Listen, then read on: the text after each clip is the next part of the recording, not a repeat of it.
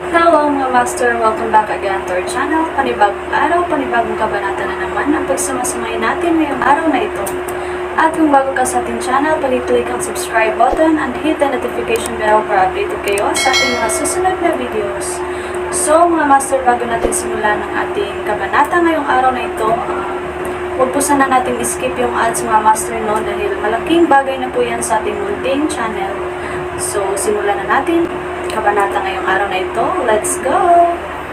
Kabanata 1613 hanggang 1630. Kabanata 1613. Ang galing mo, Thea. Pagpasok sa bahay, sinimulan ni Lex na purihin si Thea. Tunay na isang pagpapala kayo sa mga kalahan. Pagkatapos ng lahat, ikaw ang nagpakita sa pamilya ng landas tungo sa kaluwalhatian. Ngayon, nakapagtatag pa tayo ng foothold sa kapital. Naniniwala ako na maaabot natin ang mas mataas na taas sa hinaharap at magiging isa sa pinakamakapangyarihang pamilya sa Sol. Babalik ako sa kwarto ko. Nang hindi binabati si Lex at ang iba pa, nag-iwan ng kahit isang pangungusap si James at bumalik sa kanyang silid. Tumingin si David kay Thea at nagtanong, mukhang hindi siya masyadong masaya, di ba? Ngumiti si Thea at sinabing, pagod na siguro siya. Napakaraming trabaho lately. Oh, sabi ni David, speaking of work, James really is influential. Personal akong pumunta sa New Era Commerce ng maraming beses upang isumite ang aplikasyon sa pagiging miyembro. Gayunpaman, sa bawat oras, ako ay tinanggihan. Pagkatapos makipag-usap sa iyo tungkol sa problema, may agad na nakipag-ugnayan sa amin at ipinaalam sa amin ang aming matagumpay na aplikasyon. Ngumiti si Thea. Hindi sana siya tumulong noon. Gayunpaman, ang kanyang buhay ay malapit ng magwakas, at ang tanging inaalala niya ay ang mga kalahan. Kaya, nagpasya siyang tulungan sila sa abot ng kanyang makakaya. Nang maalala niya ang nalalapit niyang kapahamakan, hindi niya maiwasang malungkot. Pumunta lang dito si Lex para magpasalamat. Kaya naman, hindi siya nagtagal. Matapos makausap ng ilang sandali si Thea ay tumayo ito at umalis. Kinailangan niyang lumahok sa taunang pangkalahatang pagpupulong ng New Era Commerce, kaya kailangan niyang maghanda. Matapos paalisan ang mga kalahan, bumalik si Thea sa kanyang silid. Pagpasok sa pinto, nakatayo lang si James sa gitna ng silid, tinitingnan ang Blade of Justice. Mahal. Nang marinig ang boses ni Thea, inalis ni James ang Blade of Justice. Sinabi ni Thea, wala akong mahabang buhay, at ang tanging bagay na inaalala ko ay ang kapalaran ng mga kalahan. Alam kong marami akong gustong hilingin, pero nagmamadaling pinutol siya ni James, wala lang, darling. Nang marinig iyon, nakahinga ng maluwag si Thea. Gabi na, dapat na tayong matulog ngayon. Tumingin si Thea kay James na may pilyong ngisi sa mukha, nanonokso, it's going to be my fertility period for the next few days. Kailangan nating magsikap. Pero ang katawan mo, napatingin si James kay Thea. Hindi niya maatim na magpataw ng ganoong pasanin sa katawan ni Thea. Lahat ay maayos. Ngayon, mag-shower ka na. Tinulak niya si James patungo sa banyo. Kasabay nito, sa isang patio sa mga suburb. Nakaupo si Sky sa looban habang ang kanyang katawan ay naglalabas ng nakakatakot na aura. Samantala, may lalaking nakaluhod sa harapan niya. Inimbitahan ng Divine Sword Villa ang lahat ng martial artist na magtipon sa Divine Sword Villa. Sinasabi nila na ang isang banal na tebak ay malapit ng mapeke at hinahanap nila ang Panginoon nito. Oh, nang marinig ito, napukaw ang pagkamausisan ni Sky. Huminto siya sa paglilinang at nagtanong, anong uri ng banal na espada? Sinabi ng nakaluhod na lalaki, sinasabi nila na ang mga panday ng espada ay nagsimulang magpanday ng espada 1,300 taon na ang nakalilipas. Gayunpaman, walang sino man ang makakabisado sa espada. Iyon ang dahilan kung bakit inimbitahan ng Divine Sword Villa ang mga martial artists sa mundo na magtipon doon upang maghanap ng may-ari nito. Nang marinig ito, natigilan si Sky. 1,300 taon para magpanday sa tebak. Ito ay dapat na hindi ordinaryong espada. Kailangan kong pumunta at tingnan. Tumayo siya at naginat. Ang video na ito ay edited by Urban Storytelling. Kabanata 1614. Sa bunganga ng bulkan ng Divine Sword Villa. Nakatayo si Callan sa tabi ni Wayland Giovanni, ang may-ari ng Divine Sword Villa. Nag-aalalang sabi niya, Wayland, masyadong reckless ang desisyon mo. Ito ay isang banal na tibak. Gayunpaman, inimbitahan mo ang mga martial artist sa mundo na pumunta at saksihan ang paglikha nito. Tiyak na maaakit nito ang atensyon ng masasamang tao. Sa panahong iyon, maaaring magkaroon ng isang mabangis at madugong labanan para sa espada. Nagkibit-balikat si Wayland at sinabing, I don't have a choice. Para tunay na maisilang ang Dragon Slayer, kailangan ang dugo ng pamilya Giovanni at maraming makapangyarihang martial artist. Hindi ko nais ang kamatayan o pagkawasak, ngunit ang ilang sakripisyo ay dapat gawin. Bakit natin pinahihintulutan ang gayong masamang espada na likhain?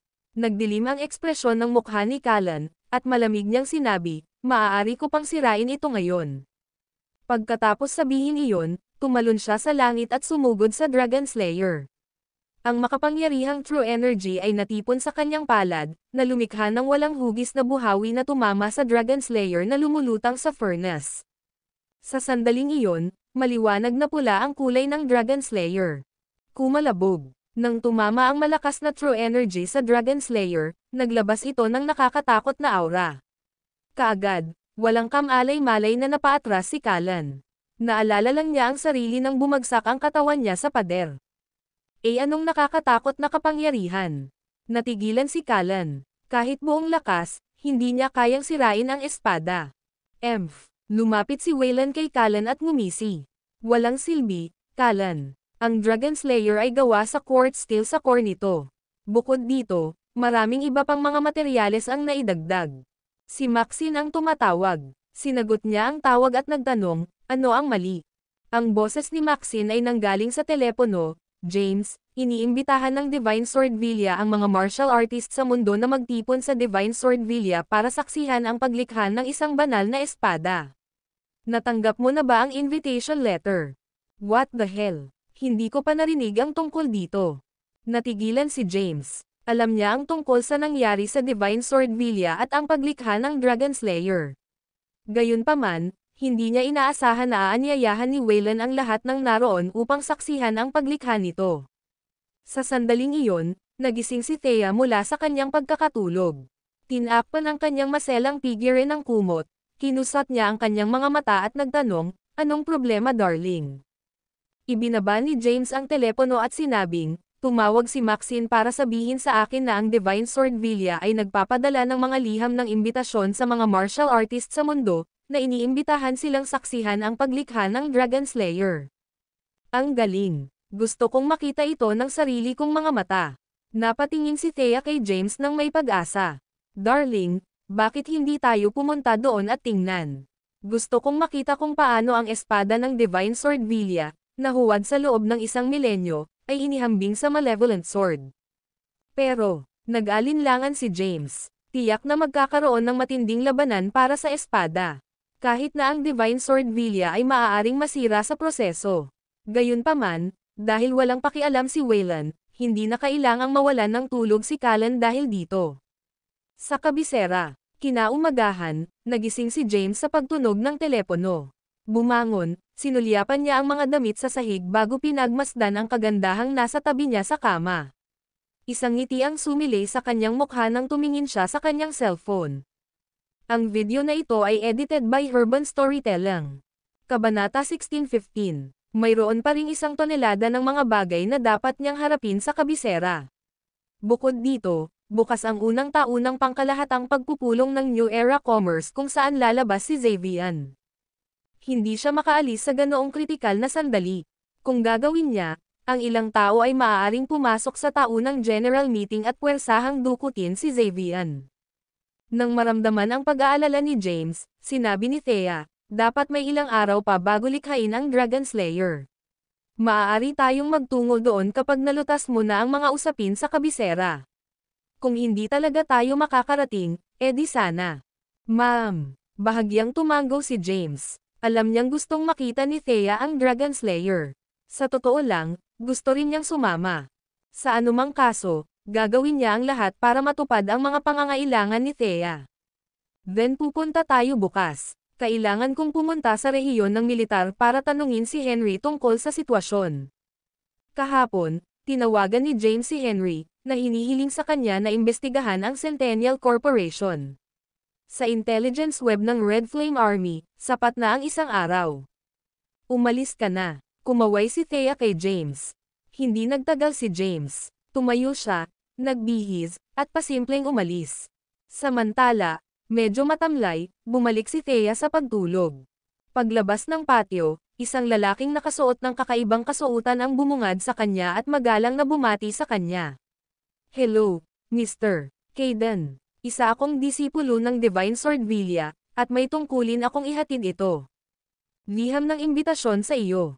Pagkasabi niya nun ay may inabot siyang invitation letter kay James. Natanggap ni James ang sulat at tiningnan ang petsa. Pagkalipas ng 5 araw ang petsa, magagawa niya ito sa oras. Hindi nagtagal, dumating siya sa punong tanggapan ng Red Flame Army. Sa opisina ng emperador, umupo si James sa isang armchair habang si Henry naman ay tumabi sa kanya. Paano nangyari? Tanong ni James. Sagot ni Henry, lumabas na ang resulta ng investigasyon. Pero, putol sa paghabol, iniabot ni Henry kay James ang isang dokumento at sinabing, ang panloob na sitwasyon ng Centennial Corporation ay mas komplikado kaysa sa naisip namin noong una.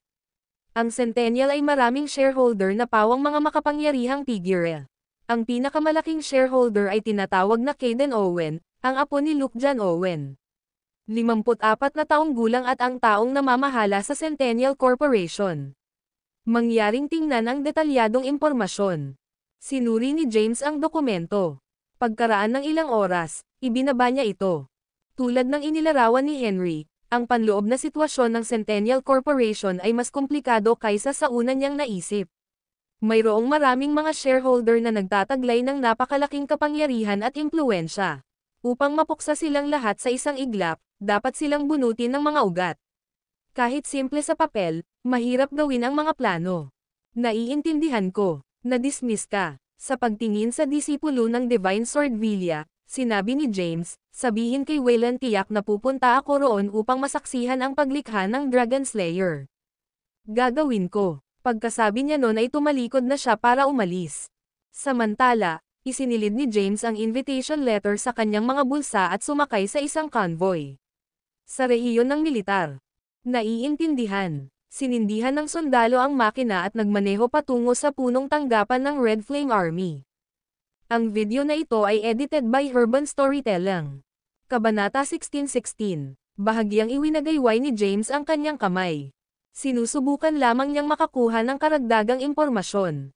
Hindi siya agad kumilos. Kahit na siya ay pinilit na kumilos, ito ay pagkatapos lamang ng New Era Commerce's Annual General Meeting at ang kanyang pagbisita sa Divine Sword Villa. Matapos malaman ang impormasyong ito, hindi na siya nagtagal at umuwi. Pagpasok ni James sa bahay, tinanong ni Thea, naging maayos ba ang lahat, darling? Ma'am, tumanggo si James at sinabing, batay sa intelligence web ng Red Flame Army, ang kasalukuyang namamahala sa Centennial Corporation ay isang Owen. Ngayong patay na si Luke John, hindi na naglalagay ng seryosong banta ang mga Owen. Pero, naging malungkot ang ekspresyon ni James. Tanong ni Thea, pero ano? Sinabi ni James, maraming shareholder ang Centennial Corporation, at bawat isa sa kanila ay may humigit kumulang 1% ng shares ng kumpanya. Gayunpaman, lahat sila ay makapangyarihang mga figures sa kabisera. Isa sa kanila ay gobernador ng probinsya. Ang paggawa ng hakbang laban sa Centennial ay mangangailangan ng maingat na nabuong mga plano. Alam ni James ang kanilang impluwensya. Kapag bumagsak ang Centennial Corporation, mapapatalsik sila sa kapangyarihan. Maaaring magkaroon ng kaguluhan kung napakaraming makapangyarihang figure ang sabay-sabay na napatalsik mula sa kapangyarihan. Kaya, kailangan niyang gumawa ng mga kinakailangang paghahanda bago gumawa ng susunod na hakbang. Hindi kailangang madaliin ang mga bagay-bagay. We still have time, paalala ni Thea sa kanya. Nag-aalala siya na masisira ang mga plano nila kapag minamadali ni James ang mga bagay-bagay. Ito ay seryosong negosyo. Ang paggawa ng hakbang laban sa Centennial Corporation ay hudyat ng pagsisimula ng isang revolusyon. Kapag ang revolusyon ay nag-apoy, kailangan nilang lutesin ang usapin sa pinakamaikling posibleng panahon. Kung hindi, ang mga kahihinatnan ay magiging kakilakilabot. Naiintindihan ko. Bago gumawa ng hakbang, tatalakayin ko ang mga bagay sa hari. Ako ang mamamahala sa aksyon, habang siya ang mamamahala sa logistic. Sa ganoong paraan, mababantayan natin ang likod ng isa't isa. Nang marinig ito, tumanggo si Thea bilang pagsang-ayon. Mukhang maganda iyan. Sa natitirang bahagi ng araw, nanatili si James sa bahay. Gayunpaman, mayroong isang malaking sensasyon sa labas. Ang unang taunang pangkalahatang pagpupulong ng New Era Commerce ay malapit nang gaganapin sa kabisera. Ang bawat reporter sa mundo ay binibigyang pansin ang kaganapan. Hindi nagtagal, lumipas ang isang araw. Ngayon ang kauna-unahang taunang pangkalahatang pagpupulong ng New Era. Madaling araw, hindi mabilang na mga reporter ang bumaha sa kalye sa labas ng New Era Commerce. Maraming makapangyarihang figure ang unti-unting nagpakita. Kasabay nito, dumating si James sa tirahan ng mga Kaidan. Ang video na ito ay edited by Urban Storytelling. Kabanata 16-17. Tumingin siya kay Xavier at nagtanong, nasabi ba ni Quincy sa iyo ang sitwasyon? Oo, sabi ni Xavier na may apoy sa kanyang mga mata, sinabi sa akin ni Quincy na magtatatag tayo ng isang bagong kumpanya ng telekomunikasyon na may paunang pamumuhunan na humigit kumulang $1 trilyong. Kapag ang pananaliksik ay nagbunga ng mga resulta, makakatanggap ako ng karagdagang $10 trilyong na pondo. Magsisimula na kaming magtatag ng Z-Network cell tower sa buong Seoul. Tinatansya ko na ang signal ng Z-Network ay magkakaroon ng pambansang saklaw sa loob ng 5 taon. Sa loob ng 10 taon, palalawakan ko ang Z-Network upang masakop ang mundo. Walang tigil ang pagdaldal ni Xavier. Kaunti lang ang alam ni James tungkol dito. Tumingin siya kay Xavier at nagtanong, kaya, sa asensya, gaano katagal mo kailangang magsaliksik sa Z-Network pagkatapos ka naming bigyan ng sapat na kapital at pinakamahusay na mga siyentipiko sa mundo? Sinabi ni Xavier, ang Z-Network ay isang pangkalahatang termino lamang na nahahati sa maraming yugto. Kung teknolohiya ng telekomunikasyon ang pinag-uusapan mo, ganap ko na silang pinagkadalubhasaan. Sa katunayan, maaari nating simulan ang pagtatayo ng mga cell tower anumang oras. Gayunpaman, ang Z-Network ay konektado sa maraming iba pang larangan na may kinalaman sa virtual na teknolohiya. Kailangan ko pa ng oras para i-digitalize ang lahat. Hindi ako mangangahas na gumawa ng mga garantiya, ngunit dapat mayroong ilang mga paunang natuklasan sa pananaliksik sa loob ng 10 taon. Masyadong komplikado ito para sa isang tulad ni James na mayroon lamang diploma sa high school. Naunawaan lamang niya na ang lahat ay maaaring tumayo upang makakuha mula sa teknolohiya ng Xavier. Ang kailangan lang niyang gawin ay tiyakin ang national coverage ng Z-Network sa Seoul. Ang iba naman, ipapaubaya niya ang lahat kay Xavier, Quincy, at sa iba pa. Tara na, dadalhin kita sa unang taunang pangkalahatang pagpupulong ng New Era. Sa sandaling iyon, sa isang patio sa kabisera. Dito nakatira si Sky. Natanggap din ni Sky ang invitation letter mula sa Divine Sword Villa. Gayunpaman, ang kanyang oras ay limitado. Isang bagyo ang umuusad sa abot tanaw sa kabisera, at hindi siya makaalis. Sir, lumalala ang sitwasyon. Gaganapin ngayon ang unang taunang pangkalahatang pagpupulong ni James sa unang panahon ng komersyo. Tsaka may mga chismis na nahanap na niya si Xavier at may balak dalhin siya sa AGM. Hindi lang iyon, may mga chismis mula sa loob ng New Era Commerce na si James ay nagpaplanong magtayo ng bagong telecommunications company. Bawat miyembro ng New Era ay magkakaroon ng slice ng pie. Kung magtagumpay sila, ang mga kahihinatnan ay magiging kapahamakan sa Orient Commerce. Nagdilim ang ekspresyon ni Sky habang matamang nakikinig. James, bigyan mo siya ng 1 pulgada at hihingi siya ng 1 milya. Dapat matagal ko na siyang ginawan ng aksyon. Sir, si Xavier ay kasalukuyang nasa tirahan ng mga Kaidan. Sa aking opinyon, dapat tayong pumunta doon kaagad at dukutin si Xavier. Kung wala siya, hindi matutuloy ni James ang kanyang plano. Tumayo si Sky at nagutos, I'll head over to the Caidans residence personally at pipigilan si James sa pag-alis. Ikaw, sa kabilang banda, ay dapat pakilyusan ang Phantom Army at arestuhin ang lahat sa New Era Commerce para sa labag sa batas na pagpupulong. Pansamantala natin silang ikukulong sa ngayon. Naiintindihan. Agad na tumalikod ang mga kampan ni Sky para umalis.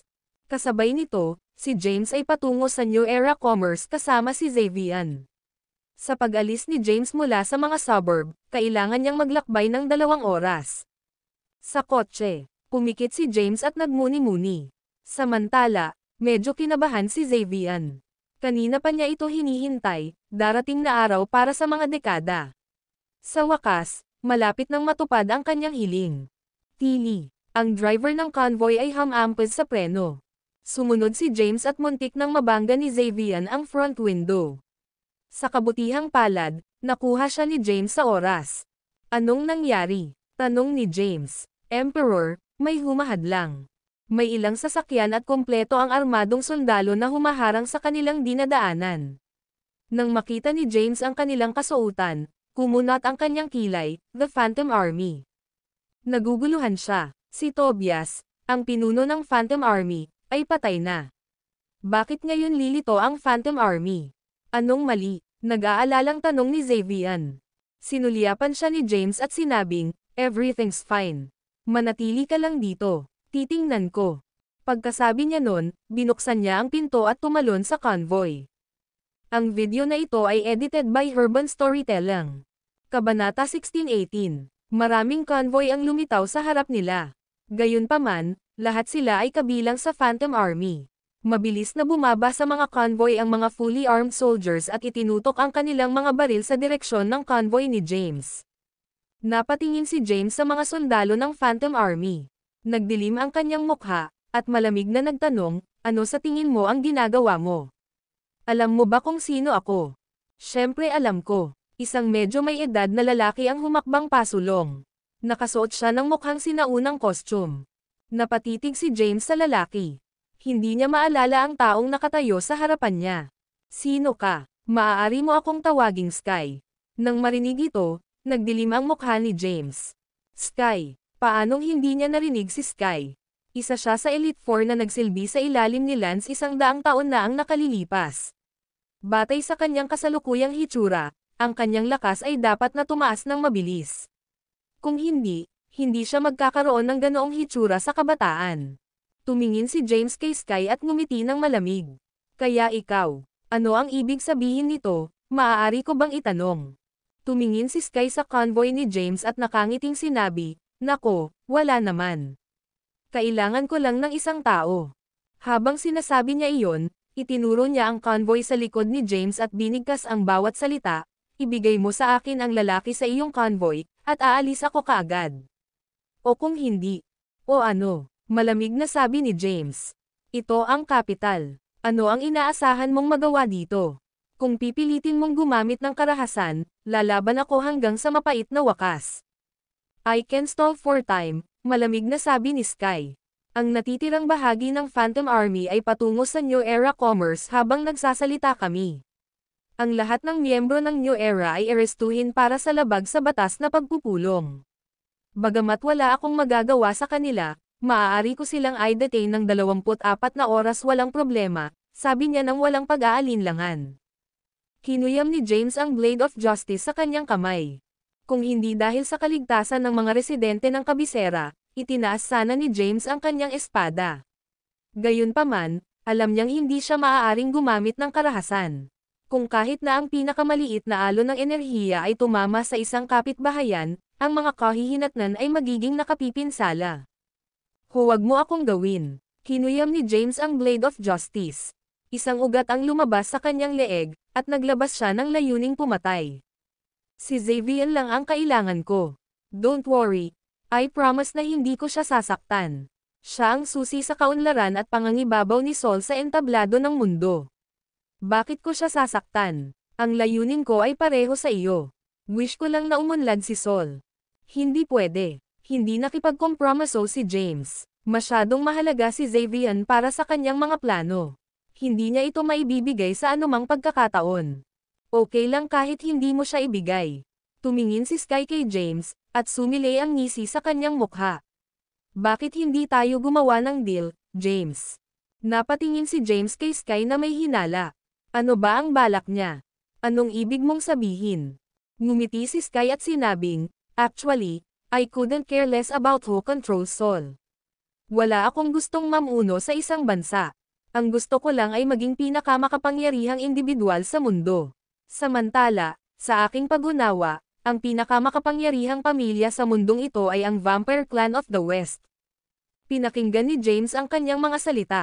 Sinabi ni Sky ang bawat salita, plano kong magtungo sa kanluran para hanapin ang Vampire Clan sa malapit na hinaharap. Nangangailangan ako ng iyong tulong.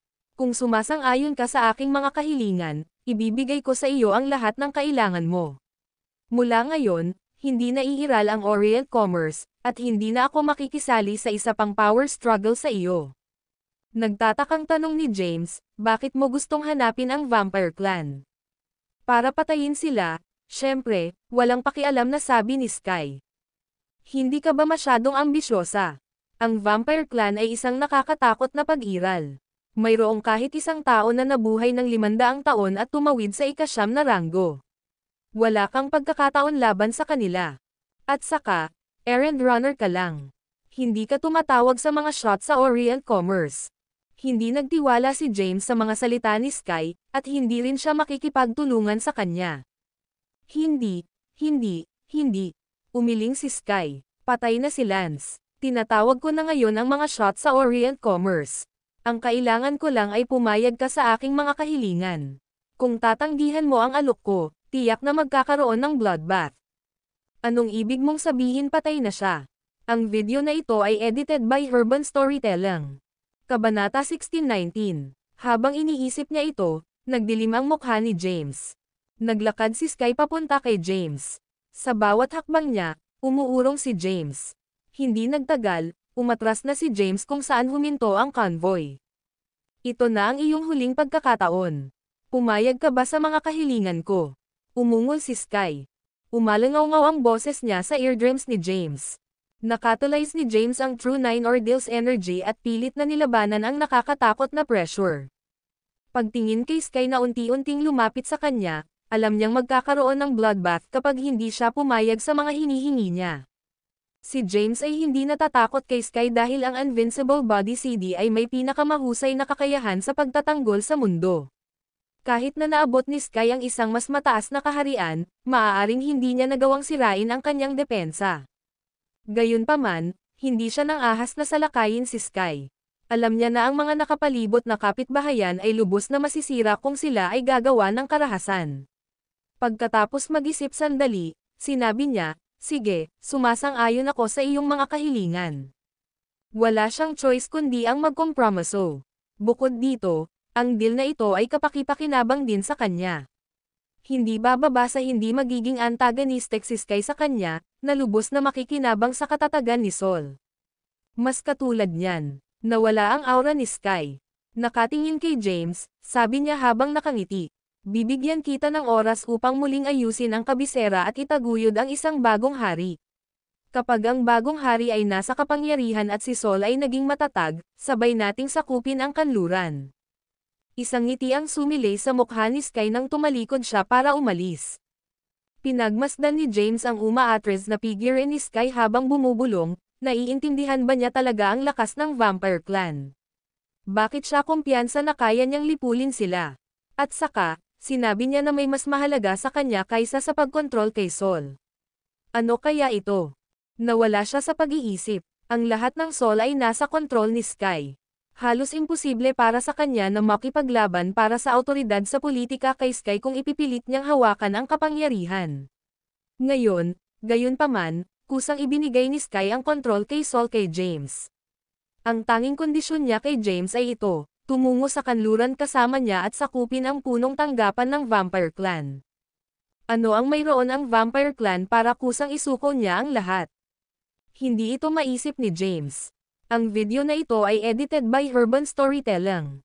Kabanata 16:20. Naniniwala si James na kailangan niyang hilingin kay Thomas na malaman ang higit pa tungkol sa pagpipilit ni Sky sa pagsakop sa Vampire Clan. Pagkatapos ng lahat, si Thomas ay medyo mas marunong kaysa sa kanya. Isinantabi niya ang kanyang iniisip at sumakay sa convoy. Sa convoy, napatulala si Xavian. Bagamat alam niya na ang legend ay isang martial artist noong panahon niya sa Mascouye, hindi pa siya nakakita ng labanan sa harap ng kanyang mga mata. Ngayong nasaksihan na niya ang buong eksena, hindi niya maiwasang mapang-angga. Sa isang iglap, pinalipad ang mga sasakyan, at ang mga tao. Anong sorcery ito? Emperor, nauutol na sabi ni Xavian. Ngumiti si James at sinabing, everything's fine. Hindi na siya nagpaliwanag at sa halip ay nagbigay ng utos sa driver. Ituloy mo, please. Naiintindihan. Dahil ang mga sundalo ng Red Flame Army ay may mas mahihigpit na psikolohikal na katangian, ang ekspresyon ng driver ay nanatiling hindi nagbabago kahit na siya ay nabigla. Nagpatuloy si James sa New Era Commerce. Sabay alis ni Sky. Pagkaalis, tumawag siya sa hindi kilalang numero at nagutos ng, retreat this instant. Naiintindihan. Ang kanyang mga tauhan na papunta sa New Era Commerce ay mabilis na umatras. Bago pa man dumating si James sa New Era Commerce, nakauwi na si Sky. Sir, malapit na tayong umabot sa New Era Commerce. Bakit ka nagutos ng retreat? Nagtatakang tanong ng kanyang nasasakupan. Bahagyang ngumiti si Sky at sinabing, napaka-impluwensya ni James sa ngayon. Hindi ako magkakaroon ng pagkakataon laban sa kanya sa isang labanan sa kapangyarihan. Sa halip na makipaglaban sa walang pag-asa, mas gugustuhin kong makipagtulungan sa kanya. Kailangan ko ang tulong niya para lipulin ang Vampire Clan, ang aking tunay na kaaway. Hindi ka ba nag-aalala na tatalikuran ni James ang pangako niya? Ang ilang mga tao ay naninindigan sa kanilang pagtatapos ng bargain, at si James ay eksaktong uri ng tao na hindi kailanman tatanggi sa kanyang pangako. Sir, hindi mo ba kayang lipulin ang Vampire Clan ng mag-isa? Bakit mo hihilingin ang kanya? Tulong. Bahagyang iwinagayway ni Sky ang kanyang kamay at sinabing, hindi mo naiintindihan. Ibigay ang aking mga order. Agad na umatras mula sa Kapitolyo mula ngayon, hindi na tayo mag-aalala sa mga gawain ng kabisera. Ganito na lang ba tayo sumusuko? Sa wakas ay nakontrol namin ang Orient Commerce. Nagdilim ang mukha ni Sky, at malamig niyang sinabi, sinisikap mo bang suwayan ang utos ko? Sabi ko sabay urong. I wouldn't dare, sir, utos ko na agad na umatras. Umalis ang kampa ni Sky. Samantala, tumayo si Sky at lumabas ng kwarto. Nakatayo sa harap ng pinto, tumingin siya sa distansya na may pilyong ngisi sa mukha. Ang layunin niya ay hindi kontrolin si Sol. Kung iyon ang hiling niya, sana ay kumilos na siya ilang dekada na ang nakalipas at hindi pagkatapos mamatay si Lance. Kasabay nito, dumating si James sa labas ng New Era Commerce. Sa labas ng New Era, bumahas sa mga lansangan ang mga mamahaling sasakyan. Kahit na ang pinakamababang kalidad ng kotse ay hindi bababa sa 10 milyong dolyar. Maraming reporters ang nagtipon sa labas ng New Era. Dahil internal conference ito, wala silang karapatang pumasok. Kaya, maaari lamang silang humiga sa labas at kumuha ng ilang litrato. Sa sandaling iyon, dumating ang isang convoy. Snap, snap. Sa isang iglap, daan-daang kamera ang nakadirekta sa convoy. Sa ilalim ng maingat na tingin ng mga tao, bumaba si James sa convoy kasama si Xavian. Si Xavian yan. Iyan ay Xavian ng Blotech Corporation. Naririnig ko na marami ang nagnanasa sa kanyang mga natuklasan sa pananaliksik at kasalukuyang hinahabol siya. Hindi ko inaasahan na magpapakita siya rito kasama ang emperador. Marami ang nagbulungan. Ang video na ito ay edited by Urban Storytelling. Kabanata 1621. Pumasok si James sa gusali kasama si Xavian. Pagkapasok sa opisina, ibinigay niya si Xavian kay Quincy at sinabing, ipaubaya ko siya sa iyo. Bakit? Aalis ka na ba? Tumingin kay James ang mukhang glamorous na si Quincy na nakasuot ng pulang business attire. Ma'am. Tumanggaw si James at sinabing, I don't know much about anything here. Magpapaalis na ako. James, alam mo kung gaano ka-crucial si Xavian sa mga plano natin. Kung aalis ka, walang sino man dito ang makakasiguro sa kanyang kaligtasan. Tama iyan. Kailangan mo akong protektahan. Nagmamadaling sabi ni Xavian. Natakot si Xavian. Nakatago siya sa mas kuuyay noon. Ngayong nasaksihan na niya ang napakalaking kapangyarihan ng mga martial artist, natakot siya para sa kanyang buhay. Kailangan niya ng proteksyon ni James. Tinapik-tapik ni James ang kanyang likod at sinabing, huwag kang mag-alala, isasaayos ko ang isang tao na magpoprotekta sa iyo. Ang pinakamalaking banta ni James ay nawala. Hindi lamang iyon, ngunit ang mga dayuhang puwersa ay hindi maglalakas loob na magpakita ng kanilang sarili sa kabisera sa sikat ng araw.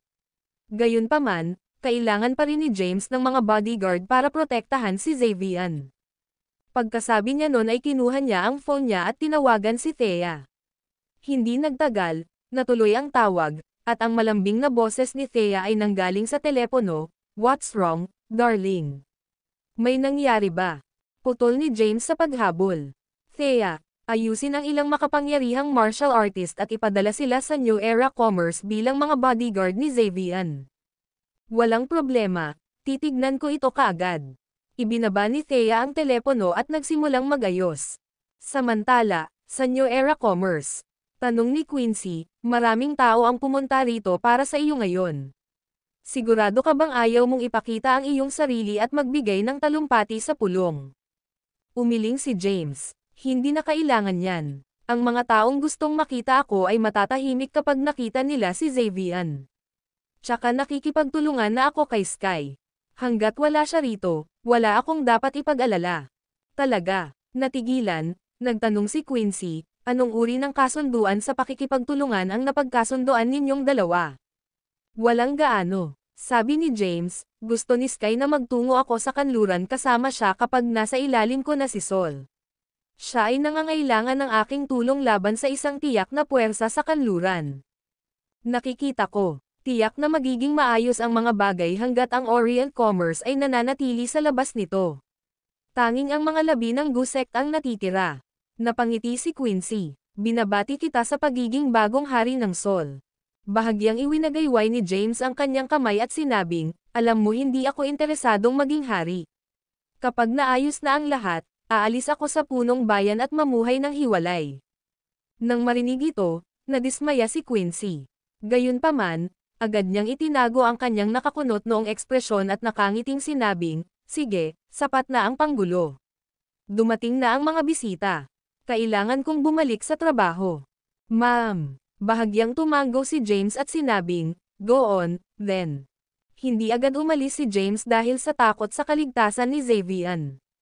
Kaya, matiyagang naghintay siya sa loob ng New Era Commerce para dumating ang mga martial artist ng Celestial Sect. Pagkarating nila ay paimpol siyang tumalikod para umalis. Umuwi siya kaagad. Pagpasok sa bahay, lumapit si Thea sa kanya at niyakap siya ng mahigpit. "Naging maayos ba ang lahat, darling? May nangyaring hindi inaasahan sa daan." Gayunpaman, naging maayos pa rin ang mga bagay-bagay. Nang marinig ito, nag-aalalang tanong ni Thea, "Anong ibig mong sabihin?" Isinalaysay ni James ang sunod-sunod na mga pangyayaring naganap. Pagkatapos, tinanong niya, "Thea, ano ang opinyon mo sa Vampire Clan? Ano bang meron sa kanila na willing si Sky na ibigay sa akin si Sol ng ganon-ganon lang?" Umiling si Thea at sinabing, "Hindi ko rin alam, ngunit isang taksil na paglalakbay ang naghihintay sa iyo. Paano ka pumayag sa mga kahilingan ni Sky nang walang ingat?" Nagkibit-balikat si James at sinabing, "I had no choice under those circumstances. Bukod dito, ang pagsang-ayon sa kanyang mga kahilingan ay kapaki-pakinabang din sa akin. Ang paglutas sa mga usapin ni Sol ay hindi naging ganito kadali. Kung tungkol sa paglalakbay sa kanluran, gagawin ko ang mga kinakailangang pagsasaayos pagkatapos malutas ang lahat dito." Umupo si James at nag-isip sandali. Pagkatapos, sinabi niya, "Sa tingin mo ba ay may kaugnayan ang Vampire Clan sa mga dragon?"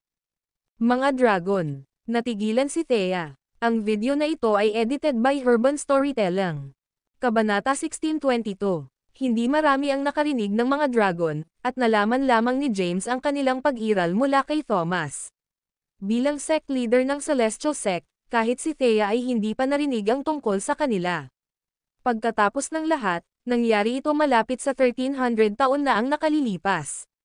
Hindi sa banggitin na mayroong walang bisa sa mga pahina ng kasaysayan. Kahit sa loob ng Sol, piling iilan lamang ang may impormasyon tungkol sa usapin. Nagtataka na tumingin si Thea kay James at nagtanong, "Anong mga dragon?" Nagkwento si James tungkol sa mga dragon sa kanya. Samantala, ang Grand Patriarch ng Vampire Clan, isang Dragon Slayer, ay nahawahan ng dugo ng dragon habang pinapatay niya ang dragon. Nagbunga ito ng Vampire Clan ngayon. Pagkasabi niya nun ay napatingin siya kay Thea. Thea, sabi ni Callan, sa pamamagitan lang ng exchange transfusion ay maliligtas ka. Gayunpaman, hindi magagawa ng ordinaryong dugo ang lansihin. Ang kabaligtaran, sa palagay ko, ay totoo para sa dugo ng dragon. Iyon ang pangunahing dahilan kung bakit ko tinanggap ang mga kahilingan ni Sky. Ang Vampire Clan ay malapit lamang na nauugnay sa isang bagay mga dragon.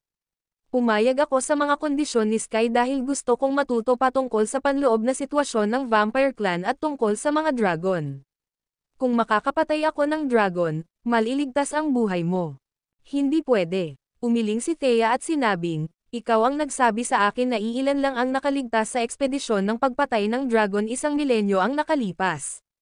Kung kahit na hindi sila nagkaroon ng pagkakataon laban sa isang dragon, ano sa palagay mo ang mga martial artists ngayon ay makakamit ang gayong tagumpay?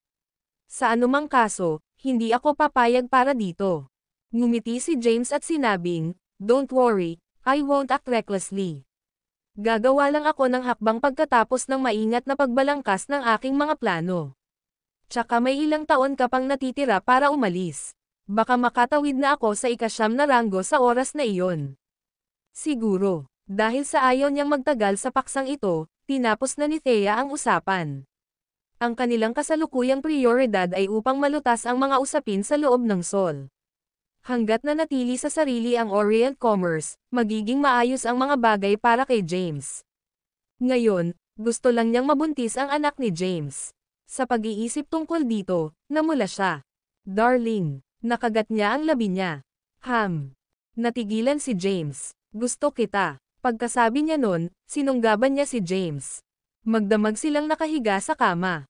Samantala, ang unang taunang pangkalahatang pagpupulong ng New Era Commerce ay isang matunag na tagumpay. Nang marinig ito, nakahinga ng maluwag si James.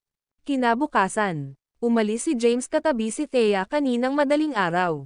Nagtungo sila sa Divine Sword Villa para saksihan ang paglikha ng Dragon Slayer. Alam ni James ang tungkol sa pinagmulan ng Dragon Slayer. Ito ay isang espada na partikular na ginawa upang pumatay ng isang dragon. Dahil siya kailangan ngayon ng dugo ng dragon, ang kanyang pagkakataong makapatay ng dragon ay tataas ng husto kung mayroon siyang espada. Sumakay ang dalawa sa isang pribadong eroplano at nagtungo sa kalapit na lungsod ng Divine Sword Villa. Doon, sumakay sila ng helicopter sa rehiyon ng militar at tumungo sa kanilang destinasyon. Pagkababa nila, nagpatuloy sila sa kanilang paglalakbay sa pamamagitan ng paglalakad. Darling, biglang nagsalita si Thea. Tumingin si James sa kanya at nagtanong, anong problema? Ngumisi si Thea. Sa pagkakaintindi ko, ang Invincible Body CD ang may pinakamalaking kakayahan sa pagtatanggol sa mundo. Samantala, ang Murderous Energy na nililinang ko ang may pinakamalaking mapanirang kapangyarihan.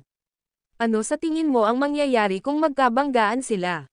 Napamulat ng mata si James at kinurot ang bewang ni Thea, pagod ka na bang mabuhay? Na-curious si Thea kung sino ang mas malakas siya o si James. Si James, sa kabilang banda, ay walang interes na makipagkompetensya kahit ano. Siyempre ikaw ang magiging mas malakas. Ikaw ang sect leader ng Celestial Sect. Nakangiting sabi ni James.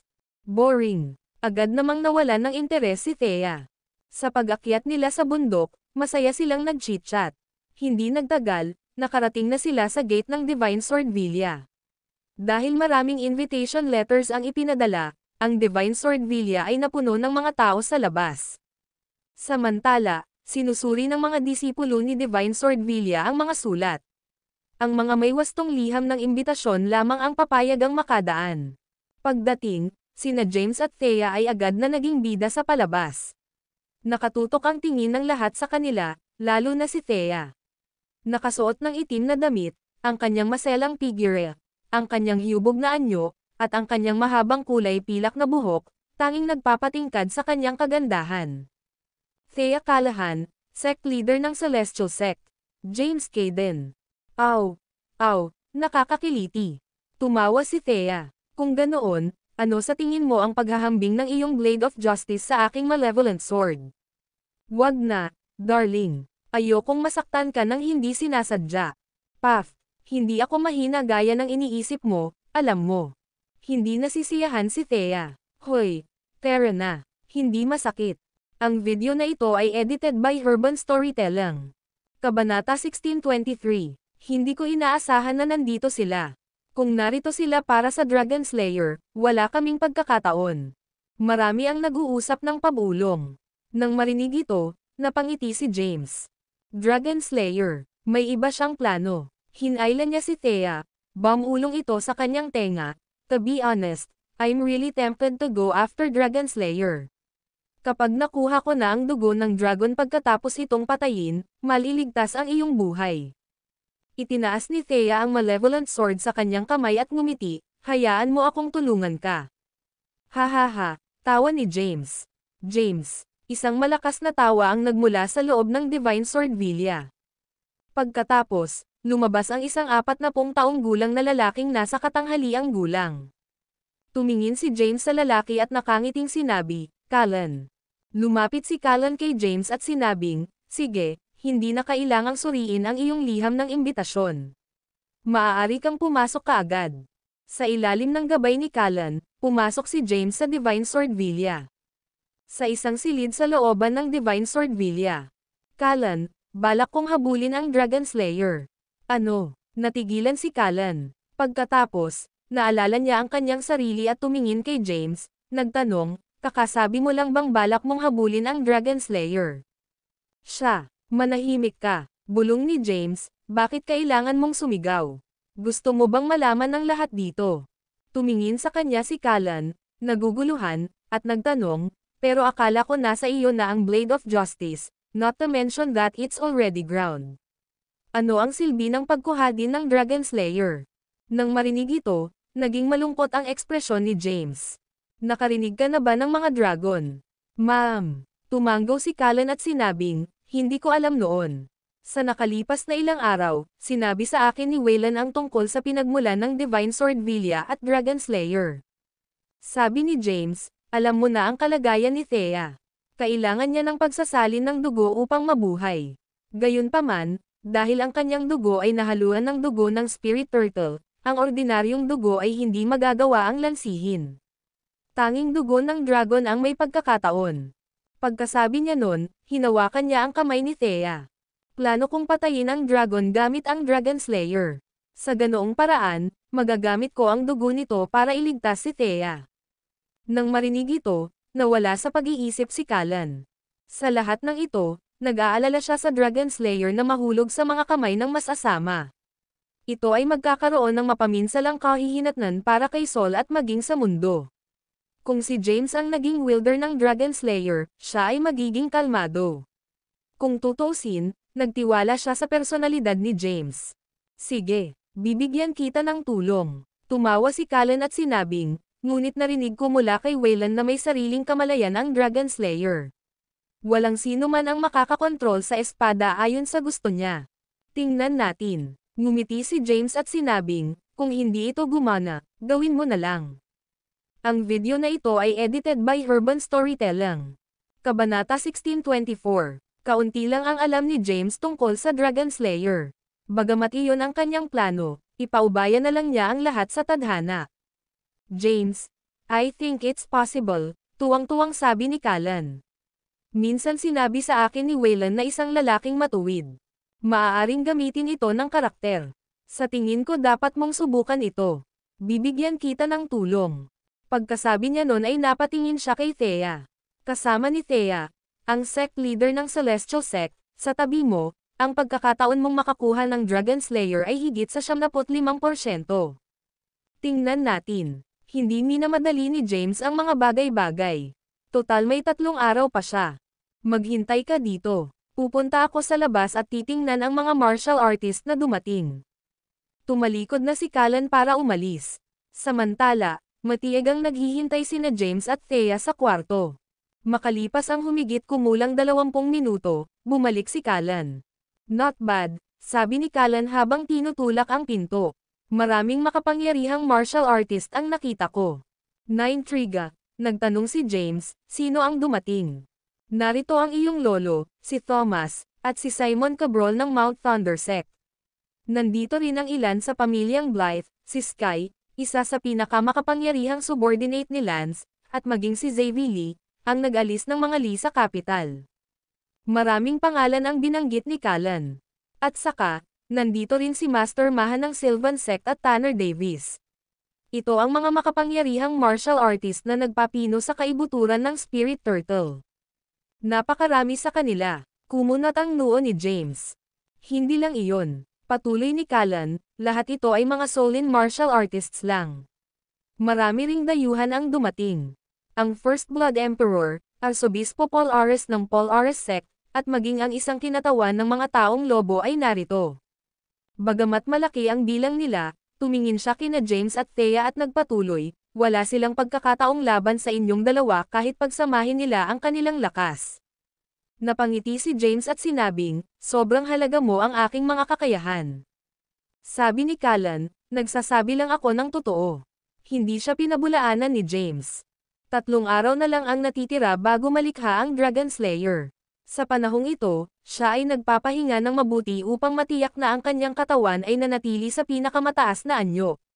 Iyon lang ang paraan para makuha niya ang Dragon Slayer sa core ng battle. Sa mga sumunod na araw, nanatili lang si James sa loob ng kanyang silid. Sa isang kisap mata, lumipas ang 2 araw. 1 araw na lang ang natitira. Sa gabi bago ang paglikha ng Dragon Slayer. Sa yungib sa loob ng bundok. Ang ilang mga panday ay mano-manong nagpapatakbo ng isang ubusan. Samantala, isang espada ang nagniningas sa loob ng pagan. Maraming tao mula sa Divine Sword Villa ang nakatayo sa hindi kalayuan. Nangunguna si Wayland, ang may-ari ng Divine Sword Villa. Biglang sumigaw si Wayland, lahat. 1 milenyo ang hinintay nating dumating ang araw na ito. Sa wakas, ngayon ang araw na nilikha ang Dragon Slayer. Ngayon, ihandog natin ang ating dugo para sa espada. Habang sinasabi niya iyon, kinuha niya ang isang espada mula sa mga kamay ng isang gwardya sa tabi niya at hiniwa ang kanyang daliri. Pagkatapos, sumunod ang lahat. Tumutulo ang mga patak ng dugo. Pagkatapos, nagtipon sila at lumipad patungo sa pagan. Sa sandaling nadikit ang Dragon Slayer sa dugo, bigla itong nanginig ng husto. Boom! Sa isang iglap, ang pagan ay sumabog, at ang nakakabinging pagsabog ay yumanig sa buong bulubundukin na nasa loob ng Divine Sword Villa. Ang video na ito ay edited by Urban Storytelling. Kabanata 1625. Whoosh! Habang sumasabog ang furnace, biglang nagradiated ang Dragon Slayer ng pulang glow na pumailang lang pataas at nagpapaliwanag sa madilim na kalangitan. Nakakatakot na aura. Isinilang ang isang banal na espada. Sa sandaling nangyari ang pagsabog, lahat ay nagmamadaling lumabas sa kanilang tirahan. Nang makita nila ang pulang glow at ang nakakatakot na aura, hindi nila napigil ang mapasigaw. Tulad ng inaasahan sa isang banal na espada na huwad para sa 1 milenyo. Hahaha, magiging maayos ang espadang ito. Lumakas ang tawa. Pagkatapos, isang figure ang sumugod patungo sa bundok. Sabay na nagmamadaling lumabas ng kwarto sina James at Thea. Sa sandaling tumakbo sila palabas ng bahay, nakita nila ang pulang glow na pumailang lang sa langit. Nakakatakot na aura, bulalas ni Thea. Sa sandaling iyon, nagsimulang manginig ang malevolent sword sa kanyang mga kamay. Ganoon din ang nangyari sa Blade of Justice ni James, na yumanig ng marahas na parang pinasigla ng isang malakas na puwersa. Malapit na akong mawalan ng kontrol sa malevolent sword. Bulalas ni Thea. Malapit nang sumiklab ang isang matinding labanan dito. Umalis ka na, Thea. Nang makitang marami na ang tumungo sa direksyon ng bundok, nag-aalala siya sa kaligtasan ni Thea. Nagmamadali niyang sinabi, hintayin mo ako sa labas ng Divine Sword Villa. Hindi pwede. Mahigpit na hinawakan ni Thea ang malevolent sword at sinabing may determinasyon, walang paraan na aalis ako mag-isa. Mananatili ako at tutulungan kang makakuha ng Dragon Slayer. Kumalabog. Marahas na nanginginig ang malevolent sword habang sinusubukan nitong umalis sa kaluban nito. Umalis ka na, sumigaw si James, napakasama ng Dragon Slayer. Lalamunan nito ang bawat espada sa paligid nito. Kung mananatili ka rito, baka mawala pa sa iyo ang malevolent sword. Ibinahagi ni Thea ang katulad na opinyon. Ang malakas na aura ng Dragon Slayer ay nakaapekto sa malevolent sword. Hindi na niya ito mahawakan ng mahigpit sa ilalim ng kanyang kontrol. Maghihintay ako sa labas. Mag-ingat ka, ha? Hindi nag-atubili si Thea. Hawak ang malevolent sword sa kanyang kamay, mabilis siyang tumakas. Sa sandaling iyon, lumipad ang Dragon Slayer ng 30 metro sa ere, umiikot at umiikot habang hinihila nito ang lahat ng mga espada ng mga martial artists sa paligid patungo dito. Pagkatapos, ang mga espada ay natunaw ng Dragon Slayer. Nang makita ito, namutla ang mukha ng lahat, at hindi na sila nang ahas na lapitan ito. Samantala, mahigpit na hinawakan ni James ang Blade of Justice. Gayunpaman, hindi niya nagawang protektahan ang espada. Sa sandaling lumipad ang Blade of Justice patungo sa Dragon Slayer, ang kapangyarihan ng huli ay tila nagpagulo sa una, na nagradiated ng isang nakakasilaw na gininto ang liwanag na nagpapaliwanag sa madilim na kalangitan. Ang aura ng gininto ang liwanag ay sumabog at ganap na pinigilan ang pulang kinang. Sa sandaling iyon, nagbanggaan ang dalawang kapangyarihan ng espada. Ano? Natigilan si James nang makita ito. Hindi niya inaasahan na ganito kalakas ang Blade of Justice. Ang lakas na pinalabas ng espada sa sandaling ito ay lumampas na sa kapangyarihan ng isang 8th rank Grandmaster. Napatulala din ang iba. Gayunpaman, sa sandaling iyon, ang Blade of Justice at Dragon Slayer ay dahan-daang humarap sa isa. Sa ilalim ng maingat na tingin ng lahat, ang dalawang espada ay nagsanib sa isa. Habang sila ay nagsanib, ang aura na kanilang inilalabas ay lalong lumakas. Ano? Natigilan ang lahat sa Divine Sword Villa. Kaninong espada iyon? Bakit nagsanib ang dalawang espada? Ang video na ito ay edited by Urban Storytelling. Kabanata 1626. Iyan ang espada ni James. Nakikita ko iyon. Ngunit ano ang nangyayari? Bakit sumanib ang espada ni James sa Dragon Slayer? Marami ang natigilan nang makita ang dalawang espada na nagsanib. Nakasuot ng malungkot na ekspresyon sa kanyang mukha, tinitigan ni Waylon ang dalawang espada sa langit. Bumulong siya. Maaaring ang espada ni James ay ang espada na pinanday ni King Quavon. Isang sect elder ng Divine Sword Villa ang nagtanong, Waylon, alam mo ba kung ano ang nangyayari dito? Paliwanag ni Waylon, ang espadang pinanday ni King Quavon, na tinawag na Primordial Sword, ay pinanday gamit ang Asinium Steel. Samantala, ang Dragon Slayer ay pinik gamit ang isang anyo ng Quartz Steel. Batay sa mga sinaunang teksto ng Divine Sword Villa, naiwan ang Quartz Steel ng pekay ni King Quavon ang Primordial Sword. Kung iyon ang kaso, posibleng magsanib ang dalawang espada bilang isa. Gayunpaman, nagtatanong ito, bakit? Ang pagsasama ng dalawang espada ay lumampas sa inaasahan ni Waylon. Dahil kumpleto na ang Dragon Slayer, kailangan lang nito ang dugo ng mga makapangyarihang martial artist para makakuha ng lakas. Gayunpaman, may nangyaring hindi inaasahan. Sumanib ang Dragon Slayer sa espada ni James. Maaari pa bang tawaging Dragon Slayer ang espadang ito? Hindi ito maisip ni Waylon. Nataranta ang tingin ng lahat sa dalawang espadang nagsanib sa langit. Matingkad na pula pa rin ang kulay ng Dragon Slayer. Samantala, pagkatapos sumanib sa Dragon Slayer, dahan-daang natunaw ang Blade of Justice. Habang kumikinang ang Blade of Justice ng gininto ang liwanag, natunaw ito sa gintong likido at ikinakabit ang sarili sa ibabaw ng Dragon Slayer. Ang buong proseso ay tumagal ng isang buong gabi. Walang nang ahas na kumilos ng walang ingat sa kabuuan nito. Nakatayo lang ang lahat at nakatingin. Kahit na wala silang ideya kung ano ang nangyari, alam nila na ang isang hindi magagapi na banal na espada ay ipinanganak. Hinihintay nilang tuluyang magsanib ang dalawang espada sa isa. Kapag nangyari iyon, darating na ang panahon para agawin nila ang espada. Sa labas ng Divine Sword Villa, kahit nakaalis na si Thea, hindi siya masyadong gumala. Nananatili sa isang lugar kung saan hindi maabot ng aura ng Dragon Slayer ang Malevolent Sword, pinanood niya ang dalawang espada na nagsanib, at ang Blade of Justice ay natunaw at naging isang gintong likido na nakakabit sa ibabaw ng Dragon Slayer. Naging malungkot ang ekspresyon niya. Nawala na ba ang Blade of Justice? Pagkatapos ng isang buong gabi ng pagsasanib, ang Dragon Slayer, na ngayon ay 2 metro na ang haba, ay kumislap ng isang gintong liwanag.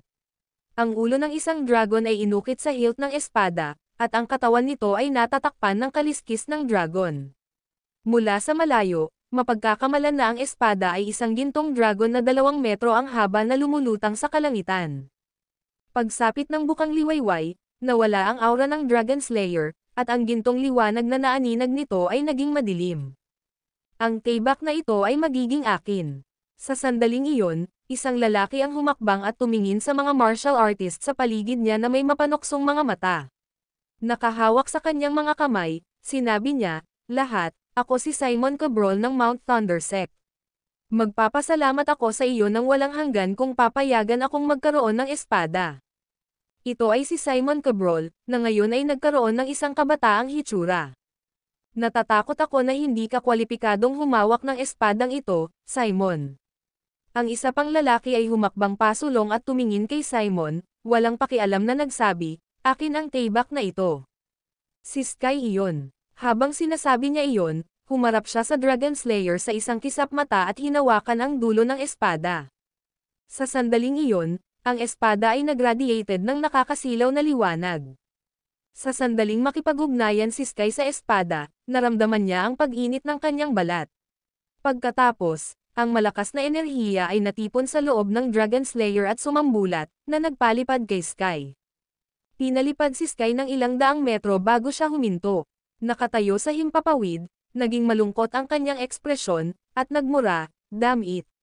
Paanong napakalakas ng espada?" Pagkatapos umakyat sa ika-6 na hagdan ng Skyward Stairway, dapat na siya ay hindi magagapi sa teorya. Ang video na ito ay edited by Urban Storytelling. Kabanata 1627. Ngayon, gayunpaman, hindi niya makontrol ang isang espada. Nang makitang kumikilos si Sky, ang iba ay nagmamadaling kunin ang kontrol sa espada. Sa isang kisap mata, marami ang sumabog habang papalapit sa espada. Boom! Isang nakakabinging pagsabog ng true energy ang umalangaw sa buong Divine Sword Villa, at ang bulubundukin ay yumanig ng husto. Si James ay hindi kumilos ng walang ingat. Sa halip, nanatili siya sa kinatatayuan niya at pinanood ang Dragon Slayer na lumulutang sa himpapawid. Wala siyang ideya kung ang espada ay Dragon Slayer o ang Blade of Justice. Anuman, nakaramdam siya ng pagkakilala nang makita ang espada. Humarap si Callan kay James at nagtanong, "Para saan ka nakatayo dyan, James?" Ito ang perpektong pagkakataon para mag-strike. Tumingin si James sa langit. Sa sandaling iyon, sumiklab ang isang matinding labanan. Kung sino man ang lalapit sa espada ay tututukan ng masa. Ito, Valentuna, ay lumikha ng isang sitwasyon kung saan walang nang-ahas na lumapit sa espada. Hindi kailangang madaliin ang mga bagay-bagay. Panoorin na lang natin ang palabas, sabi ni James. Sa ganitong mga sitwasyon, walang maglalakas loob na lumapit sa espada.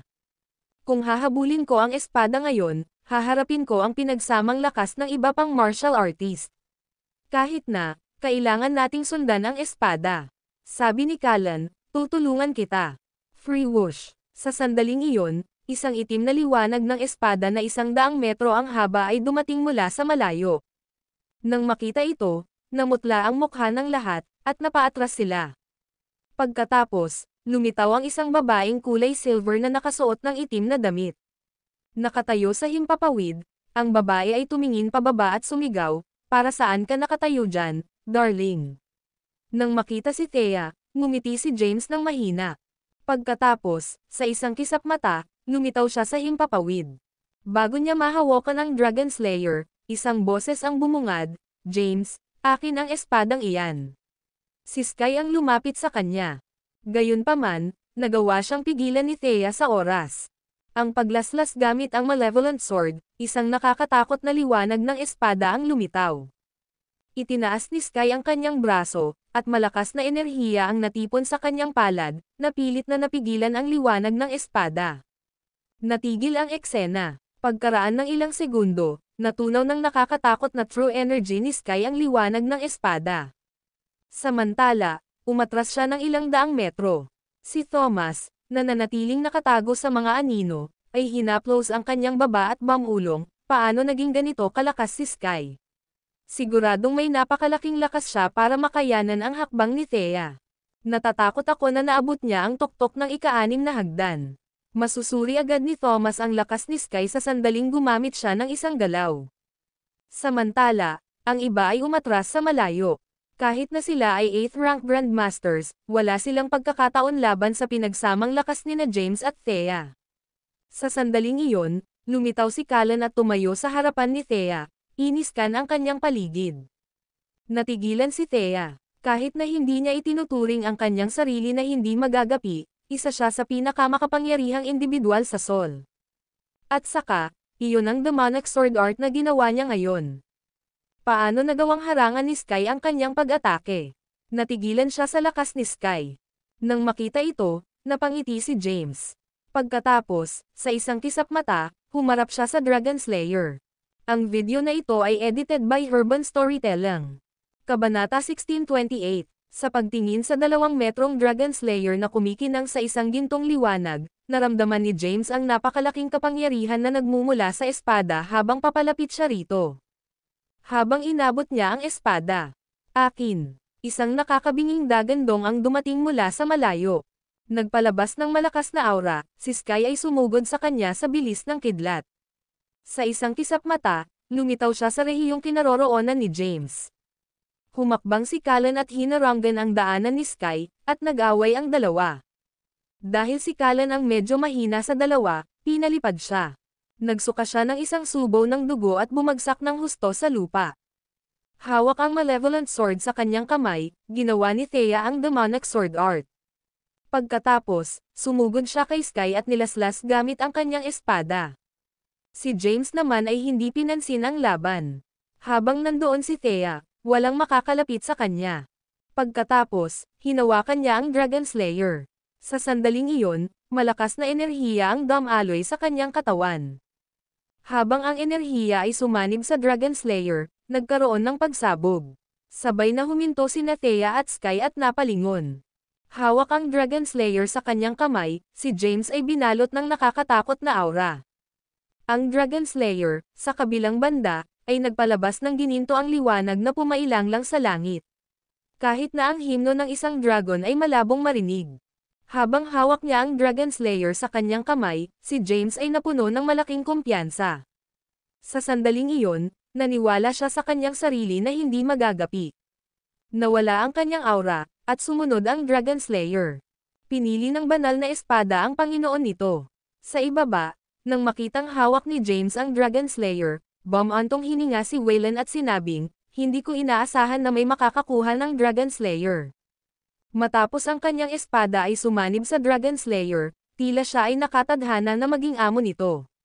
Ngunit Grand Patriarch, ito ay isang banal na espada na pinande ng dugo at luha ng Divine Sword Villa sa loob ng 1 milenyo. Ibibigay na lang ba natin kay James? Oo, Grand Patriarch, mag-utos ka at babawiin namin ang kontrol sa Dragon Slayer. Ang mga disipulo ng Divine Sword Villa ay hindi nasisiyahan. Ang Dragon Slayer ay kabilang sa Divine Sword Villa. Ito ay huwad ng dugo at luha ng Divine Sword Villa sa loob ng 1 milenyo, ngunit isang tagalabas ay biglang lumitaw ng wala saan at inangkin ang pagmamay-ari ng espada. Paano sila makakatayo ng walang ginagawa? Ikinaway ni Waylon ang kanyang kamay at pinutol sila, sinabing, ito ay itinakda ng tadhana. Kahit na manatili ang Dragon Slayer sa Divine Sword Villa, walang sino man ang may kakayahang humawak nito. Nang marinig ito ng mga alagad, nadismaya ang mga alagad. Gayunpaman, nag-aatubili pa rin silang ibigay ang espada kay James ng ganoon na lamang. Ibigay mo sa akin ang espada, James. Nakatayo ng 30 metro sa ere, tumingin si Sky kay James at iniunat ang kanyang braso. Gusto mo ba ang espadang ito? Sa pamamagitan pa lamang ng paghawak sa Dragon Slayer, naramdaman na ni James ang pagiging pamilyar nito na para bang bahagi ito ng kanya. Noon, sinabi sa kanya ni Thea ang parehong bagay tungkol sa Malevolent Sword. Gayunpaman, agad niyang ibinasura ang ideya. Para sa kanya, walang paraan na makaramdam ng intimacy sa isang bagay na walang buhay. Ngayon, sigurado na siyang hindi nagsisinungaling si Thea. Iyon ay dahil siya ay may parehong pakiramdam habang hawak niya ang Dragon Slayer sa kanyang kamay. Sa sandaling nakipag-ugnayan si Sky kay Dragon Slayer, gayunpaman, ang espada ay biglang naglabas ng malakas na aura na nagpa-attract sa kanya. Kahit na naabot na niya ang tuktok ng ika-6 na hagdan at malapit na siyang umakyat sa ika-7 hagdan, hindi niya napigilan ang espada. Bumalik lang ang Dragon Slayer sa kamay ni James. Hinaplos ni James ang espada habang marahang bumulong-bulong, napakagandang espada. Sa ibaba, sumilay ang ngiti sa mukha ni Thomas nang makita niya ito, at sinabi niya, mukhang dumating na ang oras para patayin natin ang isang dragon. Ang lahat ay nasa loob ng kanyang mga kalkulasyon. Hindi niya akalain na kukunin ni James ang kontrol sa Dragon Slayer. Batay sa kanyang mga unang plano, sinadya niyang ibigay ang espada sa Blood Race. Gayunpaman, dahil kontrolado na ngayon ni James ang espada, tiyak na papatayin niya ang isang dragon sa malapit na hinaharap. Hindi nagtagal si Thomas at tumalikod na para umalis. Nang makitang nahulog ang Dragon Slayer sa mga kamay ni James at kung paanong kahit si Sky ay hindi ito magamit ng epektibo, ang iba ay nag-aatubili na sumuko. Pag nasaan man nila ang espada, halos hindi na sila magkakaroon ng pagkakataon laban sa pinagsamang lakas nina James at Thea kahit magkatrabaho sila. Ang pagtataya ng kanilang buhay para sa isang espada ay isang gawa ng kahangalan. Congratulations, James! Binabati kita sa pagkuha ng isang banal na espada, Mr. Caden. Marami ang bumati kay James. Kahit na nahulog ito sa kamay ng ibang tao, walang iba kundi siya ang mabisang humawak ng espada. Dahil gusto mo ito, maaari mo itong makuha. Habang sinasabi niya iyon, paimpol niyang hinagis ang Dragon Slayer kay Sky. Darling, nagdilim ang mukha ni Thea. Paano niya natatapon ang espada ng ganoon lang? Dahil sa tuwa, sumugod si Sky para agawin ang espada. Ang video na ito ay edited by Urban Storytelling. Kabanata 1629. Ngumiti lang si James. Tanging ang ekspresyon ni Sky ang madilim. Siya ay lubos na nakatitiyak ng kanyang lakas. Ngayon, gayunpaman, hindi man lang siya makahawak ng espada ng maayos. Frustrated, bumulong siya sa ilalim ng kanyang hininga, nakatakda ba akong makipaghiwalay sa espada na ito? James, subukan ko ulit. Kung hindi ko pa rin makontrol, sa iyo ang espada, sabi ni Sky. Hulihin. Hindi nagdalawang isip si James at pasimpleng inihagis ang Dragon Slayer kay Sky. Sa pagkakataong ito, ginamit ni Sky ang kanyang buong lakas at hinawakan ang espada. Pagkatapos, nakatulize niya ang nakakatakot na true energy para pilitin na i-override ang consciousness ng sword. Bagamat nahawakan niya ito ng mahigpit sa kanyang mga kamay, nagsimulang lumabas ang mga ugat sa kanyang leeg. Pagkaraan ng ilang oras, boom! Siya ay pinalipad at samuka ng isang subo ng dugo. Napangiti naman ng mahina si James habang hawak-hawak niya ang Dragon Slayer sa kamay niya. Nagtungo siya kay Thea at itinaas ang espada sa kanyang kamay, nakangiting sinabing, bumalik na. Sinalubong ni Thea ang malevolent sword at ibinalik ang ngiti, congrats. Sa sandaling iyon, bumalik si Callan. Bagaman siya ay nasugatan, ang kanyang mga pinsala ay hindi nakamamatay. Nakangiti ring sinabi niya, congratulations on getting a divine weapon, James.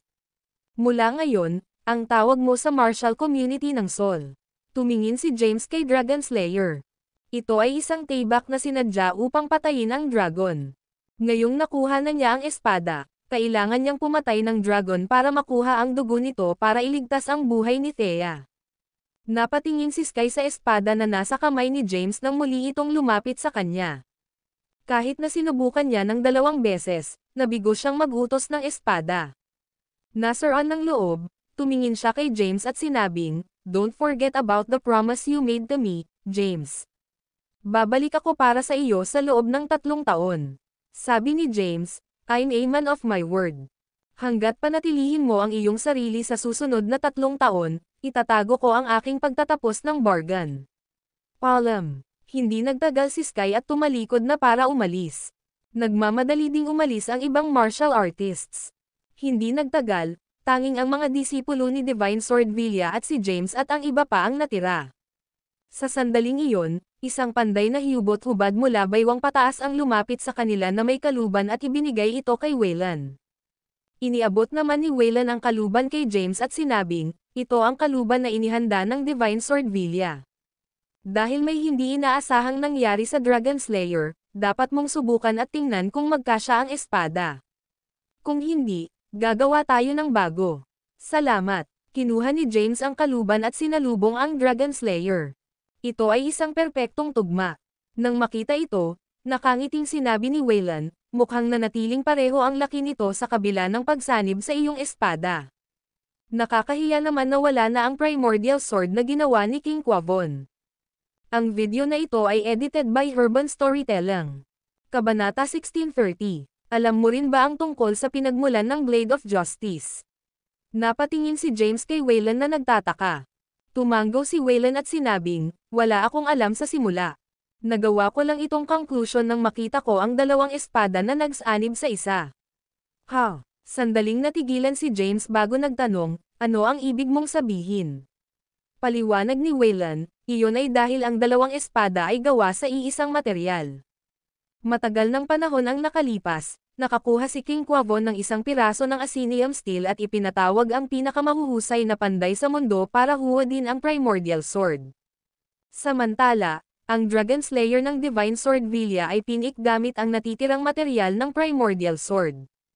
Bagaman ang ilang iba pang mga materyales ay ginamit sa proseso ng forging, ang Asinium Steel ay nanatiling core nito. TC. Bumungad sa mukha ni James ang realization. By the way, parang may naalala, tumingin si Wayland kay James at nagtanong, sa alamat, ang Primordial Sword ay kasama ng First Sword Art. Natanggap mo rin ba? Umiling si James, hindi. Anong kahihiyan? Sinabi ni Wayland, ang alamat ay nagsasabi na si King Quavon lamang ang nakagawa ng paglinang ng unang sword art. Simula noon, nawala na lang ito ng walang bakas. Umaasa tayo na ang walang katulad na pamamaraan ng espada na ito ay lilito muli sa isang araw. Si James ay hindi interesado sa first sword art. Pagkatapos ng lahat, nakuha niya ang Polaris sword art, kung saan hindi pa niya nakuha ang buong insight. Sa sandaling nakamit niya ang kabuuang insight, ang kanyang sword technique ay maaabot ang mas mataas na taas. Ngayong nakuha na niya ang Dragon Slayer, kailangan niyang bumalik sa capital sa lalong madaling panahon. Dahil may kailangan pa akong asikasuhin, aalis na ako. Palam, sabi ni Callan, dahil hindi na ako kailangan, babalik ako kasama si James sa capital. Ikanaway ni Wayland ang kanyang kamay at sinabing, umalis ka na. Sinabi ni Callan, siya nga pala, mangyaring huwag kalimutan ang tungkol sa Excalibur. Huwag kang mag-alala. Mayroon pa akong ilang natirang materyal mula sa pagpeke ng Dragon Slayer. Sila ay magiging higit pa sa sapat upang ayusin ang Excalibur. Gayunpaman, ang proseso ay maaaring mangailangan ng ilang taon. Ipaubaya ko na sa iyo ang lahat. Pagkatapos nilang magpaalam, tumalikod na si James at ang iba pa. Sa sandaling umalis sila sa saklaw ng impluwensya ng Divine Sword Villa, lumitaw si Thomas. Nakita ni James si Thomas sa gilid ng kanyang mata. Pinili na lang niyang hindi siya pansinin. Ngayong humarap sa kanya si Thomas, medyo nairita na siya. Kung tutuusin, kasalanan lahat ni Thomas kung bakit si Thea ay nasa isang malalang sitwasyon. Congratulations, James. Dahan-daang lumapit si Thomas kay James habang may suot na matingkad na ngiti. Sinaman siya ng tingin ni James. Anong mali? Naiinis sa akin. Napakamot ng ilong si Thomas.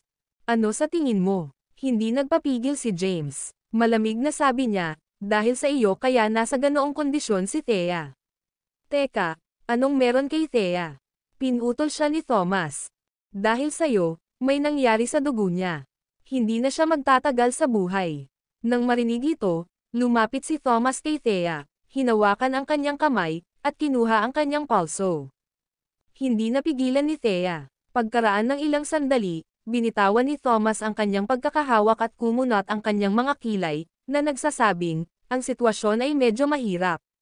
Pagtingin kay James, sinabi niya, "This wasn't my intention, James. Hindi ko inaasahan na mangyayari ito. Nais ko lamang nabigyan siya ng isang push upang subukan ang kanyang mga limitasyon. Hindi ko sana gagawin ang ganoong bagay kung alam ko.